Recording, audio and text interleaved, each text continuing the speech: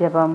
எங்களை நேசிக்கிற நல்ல தகப்பனே, நன்றியோடு உம்மை துதிக்கிறோம், ஸ்தோத்தரிக்கிறோம். அப்பா, பரலோக பிதாவே, கண்ணீரோடு விதைக்கிறவன் கெம்பிரமாய் அறுப்பான் என்று சொன்ன வார்த்தையின்படி உமது சிங்காசனம், வானம் உமக்கு சிங்காசனம், பூமி உமது பாதபடி என்று சொன்னவரே, உமக்கு நன்றி ஏசப்பா. இந்த நேரத்தை நீர் எங்களுக்கு கொடுத்ததற்காக, இந்த தருணத்திற்காக உமக்கு நன்றி ஏசப்பா. பலவிதமான போராட்டங்கள் மத்தியிலும் உம்மை தியானிக்க வாய்ப்பு கொடுத்ததற்காக நன்றி ஏசப்பா. தீங்கு என்னை துக்கப்படுத்தாதபடிக்கு பாதுகாத்து கொள்ளுங்க ஏசப்பா. இந்த செய்தியை பார்க்கிறவர்களுக்கு பிரயோஜனமாக இருக்கும்படி நீங்கள் கிருபை செய்யுங்க ஏசப்பா. டிவியில் பேசுகிற என்னை மறைத்து நீங்கள் பேசுங்கப்பா. எல்லா துதிகன மகிமை உமக்கே செலுத்துகிறேன் இயேசுவின் நாமத்தினால். ஆமேன், ஆமேன். கர்த்தரும் இரட்சகரும் ஆகிய இயேசு கிறிஸ்துவின் இனிதான நாமத்தினால் என் அன்பின் ஸ்தோத்திரங்கள். ஜேடிகே டிவி அனைவருக்கும் என் அன்பின் ஸ்தோத்திரங்கள். கர்த்தர் நல்லவர், அவர் கிருபை என்றும் உள்ளது. கர்த்தாவே சொல்லும் அடியேன் கேட்கிறேன். மன்னியுங்கள் என்று சொன்னவரே, மன்னிக்கும் இதயம் தாரும். மன்னியுங்கள் என்று சொன்னவரே, மன்னிக்கும் இதயம் தாரும். மன்னிக்கும் இதயம் தாரும். மன்னிக்கும் இதயம் தாரும். மன்னிக்கும் இதயம் தாரும். மன்னிக்கும் இதயம் தாரும். மன்னியுங்கள் என்று சொன்னவரே, மன்னிக்கும் இதயம் தாரும். சிலுவையின் அன்பை ஒற்றுமையா, மன்னிக்கும் உள்ளத்தை தாருமையா. எதிர்த்தவரை மன்னிக்கிறேன், வெறுத்தவரை மன்னிக்கிறேன். எதிர்த்தவரை மன்னிக்கிறேன், வெறுத்தவரை மன்னிக்கிறேன். மன்னிங்கள் என்று சொன்னவரே, மன்னிக்கும் இதயம் தாரும். மன்னியுங்கள் என்று சொன்னவரே, மன்னிக்கும் இதயம் தாரும். துன்பங்கள் தந்தவரை மன்னிக்கிறேன். துரோகங்கள் செய்தோரை மன்னிக்கிறேன். சபித்தோரை நேசிக்கிறேன், சத்துருவை நேசிக்கிறேன். சபித்தோரை நேசிக்கிறேன், சத்துருவை நேசிக்கிறேன். மன்னியுங்கள் என்று சொன்னவரே, மன்னிக்கும் இதயம் தாரும். மன்னியுங்கள் என்று சொன்னவரே, மன்னிக்கும் இதயம் தாரும். நிந்தைகள் செய்தோரை மன்னிக்கிறேன். வேதனை அளித்தோரை மன்னிக்கிறேன். நிந்தைகள் செய்தோரை மன்னிக்கிறேன். வேதனை அளித்தோரை மன்னிக்கிறேன். பகைத்தவரை மன்னிக்கிறேன், பல முறைகள் மன்னிக்கிறேன். பகைத்தோரை மன்னிக்கிறேன், பல முறைகள் மன்னிக்கிறேன். மன்னியுங்கள் என்று சொன்னவரே, மன்னிக்கும் இதயம் தாரும். மன்னியுங்கள் என்று சொன்னவரே, மன்னிக்கும் இதயம் தாரும். மன்னிக்கும் இதயம் தாரும். மன்னிக்கும் இதயம் தாரும். மன்னிக்கும் இதயம் தாரும். மன்னிக்கும் இதயம் தாரும். மன்னியுங்கள் என்று சொன்னவரே, மன்னிக்கும் இதயம் தாரும். நாம் இன்று பார்க்க போகிற செய்தி 4 நிலத்தில் விழுந்த நல்ல விதைகள். எளிமையாய் புரிந்து கொள்வதற்காக ஆண்டவராகிய இயேசு கிறிஸ்து பரலோகத்தின் எளிமையான ஒரு கதையின் மூலமாகவும் இயற்கையாகவே மக்கள் தெரிந்து கொள்ளும்படியாக பேசினார். சத்தியத்தை தாகத்தோடு தேடுகிறவர்களுக்கு மாத்திரம் இந்த உவமையை பாடங்கள் புரியும். சத்தியத்தை தாகத்தோடு தேடாதவர்களுக்கு வெறும் கதை பகுதி போன்றும் மேலோட்டமாக வெறும் கதை போன்றுதான் தோன்றும். இதற்கான வசனத்தை வாசிக்கிறேன். அப்பொழுது சீஷர்கள் அவரிடத்தில் வந்து, ஏன் அவர்களோடே உவமைகளாக பேசுகிறீர் என்று கேட்டார்கள். அவர்களுக்கு அவர் பிரதியுத்தரமாக, பரலோக ராஜ்யத்தின் இரகசியத்தை அறியும்படி உங்களுக்கு அருளப்பட்டது, அவர்களுக்கு அருளப்படவில்லை.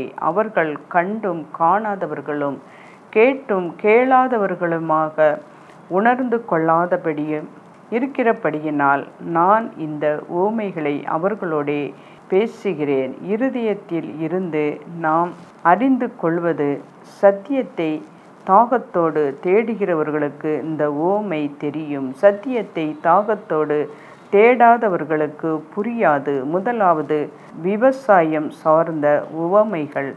ஆண்டவராகிய இயேசு கிறிஸ்துவை பற்றி ஒப்பிடுகிற ஒன்றாக பார்ப்போம். இரகசியமாய் முளைத்த நல்ல விதைகளை நல்ல நிலத்தில் விதைத்தான். முதலில் அது முளை விட்டது. பின்பு கதிர் விட்டு அறுத்து தானியத்தை கொடுக்கிறது. நல்ல விதையை நல்ல நிலத்தில் விதைத்தான். ஒரு மனிதன் அது முதலில் முளை விட்டது, பின்பு கதிர் விட்டு அடுத்து தானியத்தை கொடுக்கக்கூடியதாக இருந்தது. விதை தேவனுடைய வசனம். நிலம் நம் இருதயத்தை தேவனுடைய வசனம் நம் இருதயத்திற்கு போடப்படும் போது அது இரகசியமாக பலன் கொடுக்கிறது.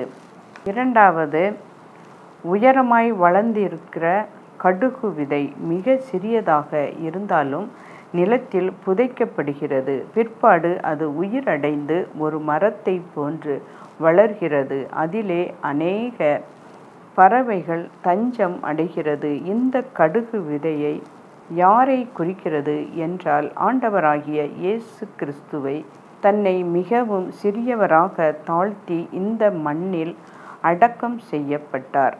அவர் உயிர்த்தெழுந்த பிற்பாடு ஒரு விருட்சத்தை போன்று வளர்ந்து நமக்கு அவர் அடைக்கலம் கொடுக்கக்கூடியவராக மாறினார். மூன்றாவதாக, 4 நிலத்தில் விழுந்த நல்ல விதை 4 வெவ்வேறான நிலத்தில் விழுகிறது.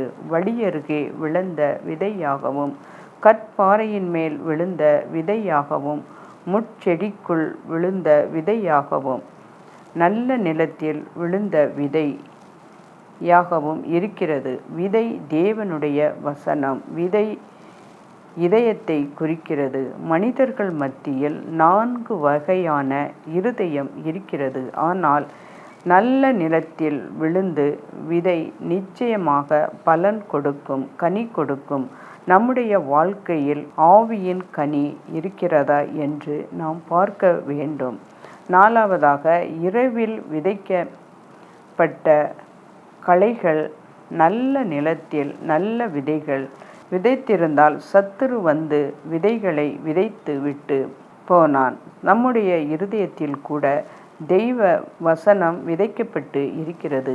ஆனால் சினிமா, தவறான படங்கள் மூலமாக, பத்திரிகைகள் மூலமாக கூட தவறான விதைகளை விதைக்க சத்துரு சுற்றி திரிகிறான். ஜாக்கிரதையாக இருக்க வேண்டும் என்று நமக்கு தெளிவுபடுத்துகிறது.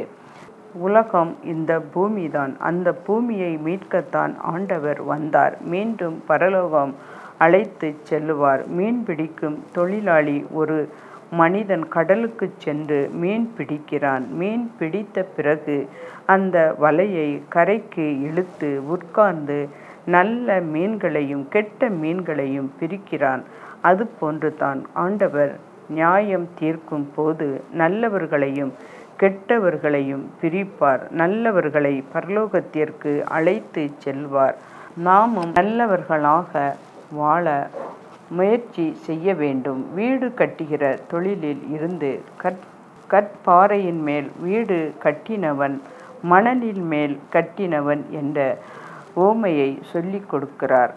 2 விதமான கட்டிடக்காரர்கள் இருக்கிறார்கள். ஒருவர் தன் வீட்டை கற்பாறையின் மேல் கட்டினான், மற்றவன் மணலின் மேல் தன்னுடைய வீட்டை கட்டினான். இதில் என்ன அர்த்தம் என்றால், இயேசு வார்த்தைகளின் மேல் கட்டினவரும் அசைக்கப்படாதவரும் இருப்பான். இயேசுவின் வார்த்தை இல்லாமல் வீடு கட்டினாலும் கூட அது நிலைத்து இருக்காது என்று அர்த்தம். அழகான ஒரு ஓமையை சொல்லுகிறார். ஒரு முத்து வியாபாரி ஒரு அற்புதமான முத்தை பார்க்கும் பொழுது மற்ற எல்லா சொத்தையும் விற்று அந்த முத்தை பெற்று கொள்கிறான். அதை போன்றுதான் நண்பர்களே, ஆண்டவராகிய இயேசு கிறிஸ்து முத்தான நம்மை மீட்பதற்காக பரலோகத்திலுள்ள எல்லா அந்தஸ்தையும் எல்லா பதவிகளையும் எல்லா முத்துக்களையும் விட்டு நம்மை மீட்பதற்காக இறங்கி வந்தார். சமையல் செய்யும் வேலையில் இருந்து ஆண்டவர் ஓமைகள், ஒரு பெண் மாவை புளிக்க வைப்பதற்காக புளிப்பை எடுத்து அதை ஒரு பிடி மாவில் அடக்கி வைத்தாள் என்று வேதம் கூறுகிறது. ஸ்திரீ என்பது திருச்சபையை குறிக்கிறது. புளிப்பு என்பது கிறிஸ்துவின் கிருபையை குறிக்கிறது. ஸ்திரீ ஆனது கிறிஸ்துவின் திருச்சபை இந்த உலகத்திற்குள்ளாக பரப்ப வேண்டும். உலகம் முழுதும் கிறிஸ்துவின் கிருபையால் புளிப்பு அடைய வேண்டும் என்ற ஒரு அர்த்தத்தை உள்ளடக்கித்தான் இந்த ஓமையை இருக்கிறது. 3வது, ஜெபத்தின் உவமைகள். விதையின் ஜெபம். சோர்ந்து போகாமல் ஒரு விதவை பெண் அந்த ஊரில் உள்ள ஒரு நியாயாதிபதி இடத்தில் தொடர்ந்து விண்ணப்பம் பண்ணிக்கொண்டே இருந்தாள். அவள் மீது இரக்கம் காட்டி அவளுடைய விண்ணப்பத்திற்கு அந்த நியாயாதிபதி பதில் கொடுத்தான். அவன் தாமதமாக பதில் கொடுத்தாலும் தொடர்ந்து முயற்சித்து பதில் கொடுக்கும் வரை சோர்ந்து போகாமல் ஜெபித்தார்கள். நாம் சோர்ந்து போகாமல் பதில் கிடைக்கும் வரை ஜெபிக்கிறோம். ஆயக்காரனின் ஜெபம். 2 நபர்கள் ஆலயத்திற்கு போகிறார்கள். ஒருவன் பரிசேயன், மற்றவன் ஆயக்காரன். பரிசேயன் தன்னை நீதிமான் என்று நினைத்தான். ஆயக்காரன் தன்னை பாவி என்று நினைத்தான். பாவியாகிய என்மேல் கிருபையாய் இரும் என்று ஜெபம் செய்தான். பாவியாகிய ஆயக்காரன் நீதிமானாக வீட்டிற்கு திரும்பினான். நீதிமானாக நினைத்த பரிசேயன் பாவியாக வீட்டிற்கு திரும்பினான். நாமும் பாவியாகிய எங்களுக்கு இரங்கும் என்று ஜெபிக்கலாம். நாம் பண்ணின ஜெபம். ஒரு நண்பனுக்கு தீராத பசியோடு களைப்போடு பயணப்பட்டு மற்ற நண்பனுடைய வீட்டிற்கு வந்தான். அந்த நண்பனிடத்தில் பசியாய் இருக்கிறேன், எனக்கு உணவு கொடுக்கிறாயா என்று கேட்டபொழுது அந்த நண்பன் தன்னுடன் இருக்கிற நண்பன் வீட்டுக்கு சென்று எனக்கு அப்பம் வேண்டும் என்று கெஞ்சி கேட்கிறான். இவன் கெஞ்சிதலை கேட்டு அப்பங்களை அவன் கொடுக்கிறான். நாமும் நம்முடைய தேவைக்காக மட்டும் அல்ல, நாம் நண்பர்களுக்காக ஜெபிக்கிறோமா, மற்றவர்களுக்காக ஜெபிக்கிறோமா? அழகான கருத்துக்களுக்காக இந்த ஓமையை காட்டுகிறது. மன்னிப்பை பற்றி ஓமையை ஆண்டவராகிய இயேசு கிறிஸ்து மன்னிப்பை பற்றி மிகவும் கதைகள் போன்று. ஒரு எஜமானுக்கு ஒரு ஊழியக்காரன் இருந்தான். அவன் 10,000 தாலந்து கடன்பட்டு இருந்தான். இப்போதைய காலத்துக்குரிய பல லட்சங்கள் என்று அதை சொல்லலாம். ஆனால் அந்த எஜமான் அந்த ஊழியக்காரனுக்கு கடனை மனதார மன்னித்து விட்டான். ஆனால் மன்னிக்கப்பட்ட ஊழியக்காரன் இடத்தில் 100 வெள்ளிப் பணம் கடன்பட்ட மற்றவன் இருந்தான். அவன் திருப்பி கொடுக்க முடியாத போது இந்த மன்னிக்கப்பட்ட ஊழியக்காரன் அவனிடத்தில் மன்னிப்பு காண்பிக்காமல் சட்டையை பிடித்து தொண்டையை நெருக்கி, நீ என்னுடைய பணத்தை திருப்பித்தா என்று 100 வெள்ளிப்பணத்தை திருப்பித்தா என்று சொன்னான். அதை பார்த்த எஜமான் வேலைக்காரர்கள் சொன்னார்கள், எஜமான் அவர்களை அழைத்து இவனை சிறைச்சாலையில் போடுங்கள் என்று சொல்லிவிட்டார். நான் உனக்கு மன்னித்தேன், நீ மற்றவர்களுக்கு மன்னிக்க வேண்டாமா என்று கேட்டார். நாம் மற்றவர்களுக்கு மன்னித்தால் பரமபிதா நம்மை மன்னிப்பார். நாம் மற்றவர்களை மன்னிக்காவிட்டால் பரமபிதா நம்மை மன்னிக்க மாட்டார். ஒரு மனிதன் மற்றவரிடம் கடன் பெறுகிறான். ஒருவன் 50 வெள்ளிக்காசுடன் பெறுகிறான். மற்றவன் 500 வெள்ளிக்காசு கடன் பெறுகிறான்.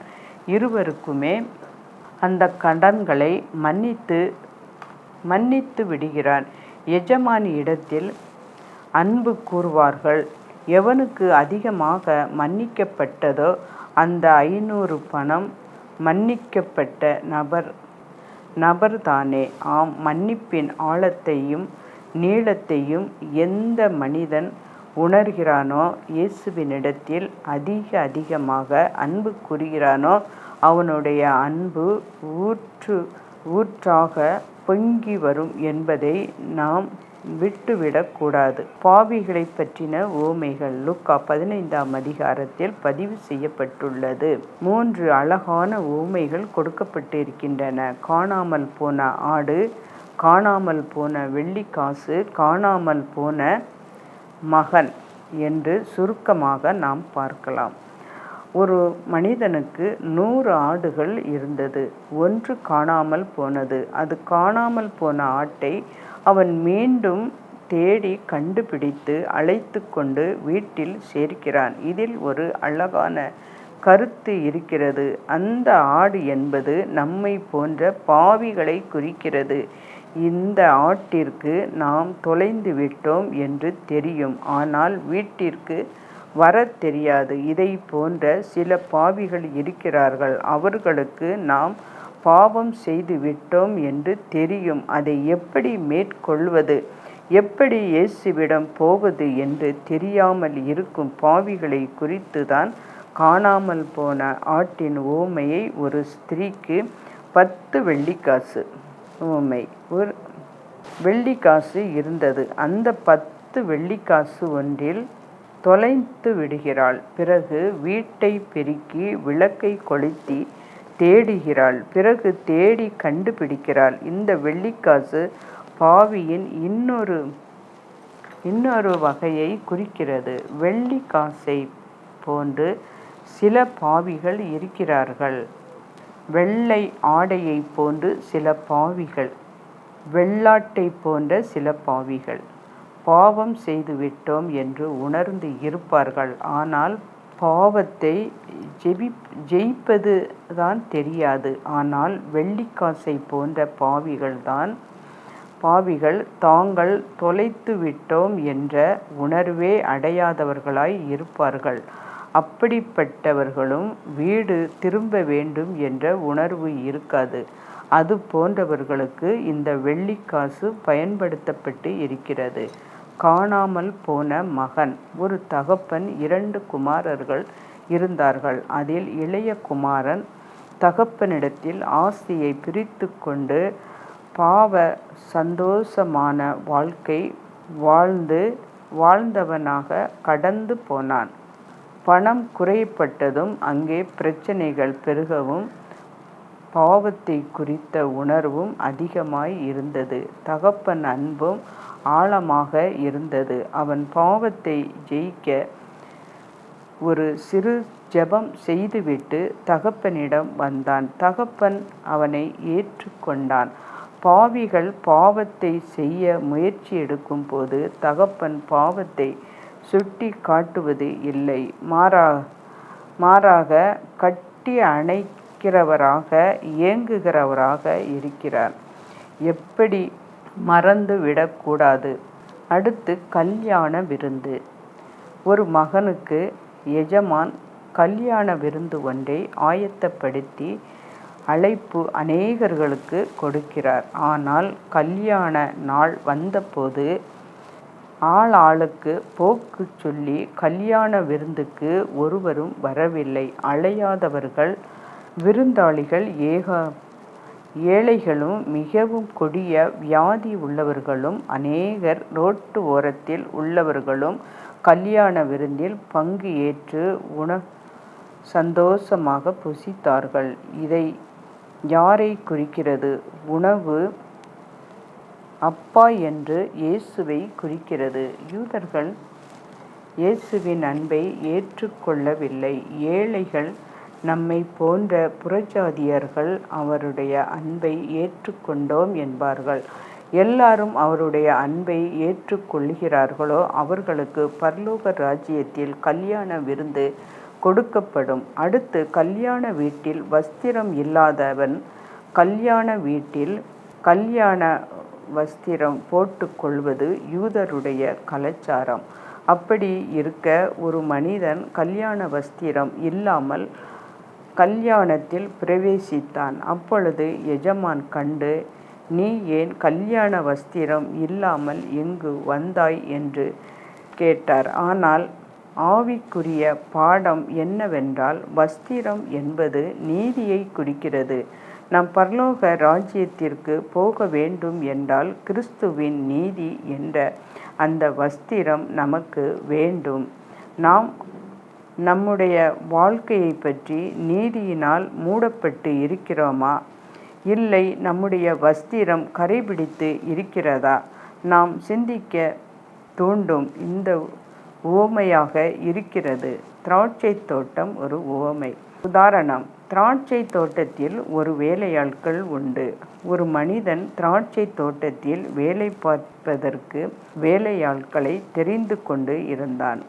ஒவ்வொரு மணி நேரத்திற்கும் வேலையாட்கள் வந்து அந்த வேலையை இணைந்து கொண்டார்கள். சாயங்காலம் சம்பளம் கொடுக்கிற நேரத்தில் காலையில் இருந்து வேலை பார்த்தவர்களுக்கும் ஒரே சம்பளம், மத்தியானத்திலிருந்து வேலை பார்த்தவர்களுக்கும் ஒரே சம்பளம், சாயங்காலம் வந்து வேலை பார்ப்பவர்களுக்கும் ஒரே சம்பளம் என்று கொடுத்தார். எல்லாரும், எங்கள் நேரத்தை பார்த்து சம்பளம் கொடுக்கவில்லையே ஏன் என்று கேட்டபொழுது, இல்லை, நான் நேரத்தை பார்க்கவில்லை, வேலை பார்த்த உள்ளத்தை தான் பார்த்தேன். ஆண்டவர் இதன் மூலம் கற்றுக் கொடுக்கிறார். திராட்சை தோட்டத்தில் கொலையாளிகள். திராட்சை தோட்டத்தை எஜமான் ஒருவன் குத்தகைக்கு விட்டு இருந்தான். அவர்களிடத்தில் பலனை பெற்றுக்கொண்டு வருமாறு வேலை ஆட்களை அனுப்பினான். ஆனால் அந்த வேலை ஆட்களை அடித்து உதைத்து கொலை செய்து விட்டார்கள். அந்த திராட்சை தோட்டத்தை குத்தகைக்காரன் அதற்கு பிறகு பார்த்தால் தன் மகனையும் அங்கேயே அனுப்புகிறார். மகனையும் அங்கே கொலை செய்து விடுகிறார்கள். இதை பார்த்த அந்த எஜமான் கோபம் அடைந்து அந்த திராட்சை தோட்டத்தை குத்தகைக்கு எடுத்தவர்களை முற்றிலுமாக அழித்து விடுகிறான். இந்த உவமையின் கருத்து என்னவென்றால், திராட்சை தோட்டம் என்பது இஸ்ரவேல் மக்களை குறிக்கிறது. இஸ்ரவேல் மக்களை மனமாற்றத்திற்குள்ளாக வழி நடத்துவதற்கு ஆண்டவர் சில தீர்க்கதரிசிகளை அனுப்புகிறார்.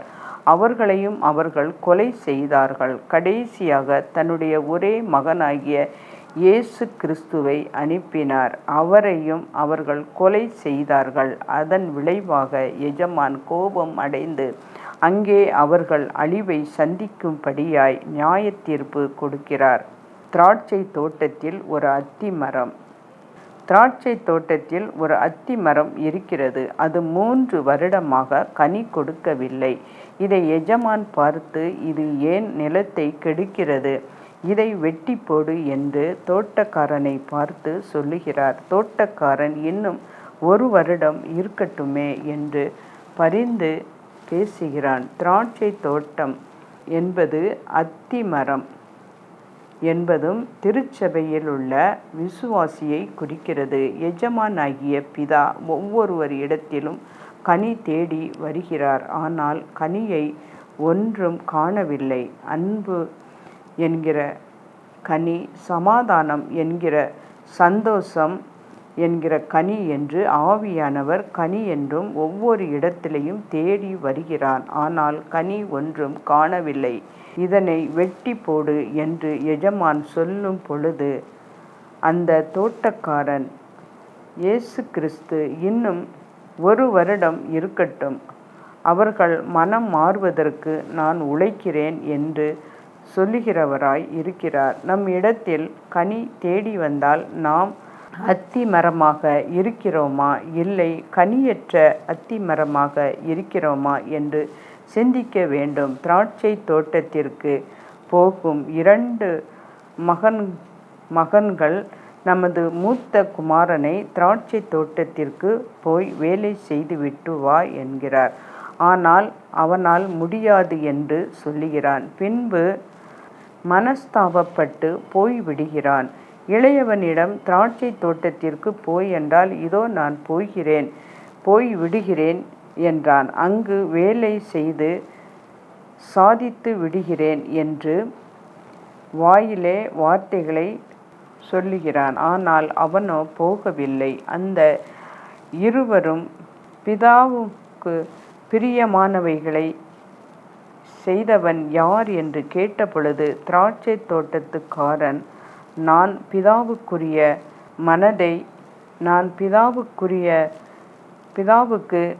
பிரியமானதை செய்தான். அப்படி என்றால் திராட்சை தோட்டம் என்றால் ஆண்டவருக்கு பிரியமான அவருடைய விசுவாச பிள்ளைகளை குறிக்கிறது. வருகையை பற்றி ஒரு உவமை. நல்ல சமாரியன் எருசலேமில் இருந்து எரிகோவுக்கு பயணப்பட்டு போகையில் கள்ளர் கையில் மாட்டிக்கொண்டான். அவர்கள் அவனை கொலை உயிராக விட்டு சென்றார்கள். அப்பொழுது அந்த வழியில் வந்த ஆசாரியனும் லேவியனும் கண்டு கொள்ளாமல் கடந்து சென்றார்கள். கடைசியில் வந்த நல்ல சமாரியன் காயமடைந்த அவனை சத்திரத்தில் சேர்த்தான். அவனுக்கு தேவையான பண உதவியும் செய்தான். அவன் சத்திரத்தான் இடத்தில் சொல்லும் பொழுது, இவனை நன்றாக பார்த்து கொள்ளுங்கள், நான் மீண்டும் வரும் பொழுது இவனுக்கு வேண்டிய செலவை எல்லாம் கொடுத்து தீர்த்து கொள்கிறேன் என்று சொன்னான். நல்ல சமாரியனும் இயேசுவின் 2ஆம் வருகையும் ஒன்று. காயப்பட்டவர்களை அவர்கள் வீட்டிற்கு பரலோக கானானுக்கு அழைத்து செல்லுவார் என்றார். 10 கன்னிகைகளின் உவமைகள். 5 பேர் புத்தி உள்ளவர்கள், 5 பேர் புத்தி இல்லாதவர்கள். மணவாளன் வருகைக்காக ஆயத்தமாக இருந்தார்கள். அப்பொழுது மணவாளன் அவர்களை தன்னுடைய வீட்டிற்குள்ளாக அழைத்து சென்றார். மணவாளன் ஆண்டவராகிய இயேசு கிறிஸ்துவை குறிக்கிறது. கன்னிகை என்பது திருச்சபையை குறிக்கிறது. நாம் இயேசு கிறிஸ்துவின் வருகைக்காக ஆயத்தமாக இருக்க வேண்டும். ஆயத்தமாய் இருப்பவர்கள் மாத்திரமே அங்கே அவருடைய கானான் தேசத்திற்குள் பிரவேசிப்பார்கள். எஜமானின் வருகை. ஒரு எஜமான் வேறு ஒருவருடைய ராஜ்யத்தை பெறுவதற்காக போகும்போது தன்னுடைய ஊழியக்காரரை அழைத்து, ஒருவருக்கு 5 தாலந்து, ஒருவனுக்கு 2 தாலந்து, ஒருவனுக்கு 1 தாலந்து என்று தாலந்தை கொடுத்து அவன் திருப்பி வரும் பொழுது அவன் சந்தோஷப்படுகிறவனாக இருக்க வேண்டும் என்று எஜமான் எதிர்பார்த்தான். ஆனால் அதில் 2 பேர் பெருக்கி வைத்தார்கள், ஒருவன் புதைத்து வைத்தான்.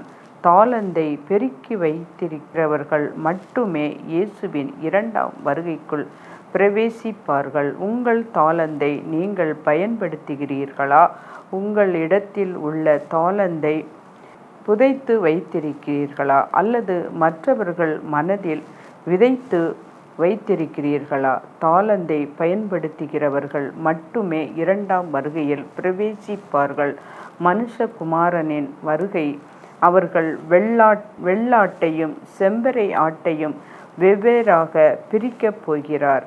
அதன் அர்த்தம் நல்லவர்கள் எல்லோரையும் பரலோக ராஜ்யத்தில் சேர்ப்பதற்காக தன்னுடன் கூட்டிச் செல்வதாக பிரிக்கப் போகிறார். கெட்டவர்கள் எல்லோரையும் இந்த பூமியில் பாதாளத்தில் விட்டுவிடும்படியாக அவர் பிரிக்கப் போகிறார். நல்லவர்கள் தகுதி யாரெல்லாம் தாகமாய் இருக்கிறார்களோ அவர்களுக்கு தண்ணீர் கொடுக்க பசி ஆயத்தமாய் இருக்கிறவர்களாக இருக்கவும், ஜெயிலில் இருப்பவர்களை விசாரிக்கவும், ஆறுதல் இழந்தவர்களுக்கு ஆறுதலாகவும் நமது உதவி தேவைப்படுகிறது. உதவி செய்யவும் அவர்களுக்காக மனுஷகுமாரன் வருகையில் பிரவேசிப்பார்கள். 3 பிரவேசிப்பார்கள் என்று விசுவாசிக்கிறோம். தேவன் கிறிஸ்துவுக்குள் பிரியமாய் இருக்கிறவர்களே, நம்முடைய ஆண்டவரும் உலக இரட்சகருமாகிய இயேசு கிறிஸ்துவினால் நம் யாவரையும் அன்போடு வாழ்த்துகிறேன். கர்த்தருடைய கிருபையும் சமாதானமும் தொடர்ந்து தங்கி இருப்பதாக. இந்த நாளிலும் தியானத்திற்காக ஒரு வசனம், எபிரேயர் 4 இருந்து, வானங்களின் வழியாய் பரலோகத்திற்கு போன தேவகுமாரனாகிய இயேசு என்னும் மகா பிரதான ஆசாரியர் நமக்கு இருக்கிறபடியினால் நாம் பண்ணின அறிக்கையை உறுதியாய் பற்றி கொண்டு இருக்க கடவோம். ஆமேன். கர்த்தர் நம் அனைவரோடும் கூட இருப்பாராக. ஆமேன்.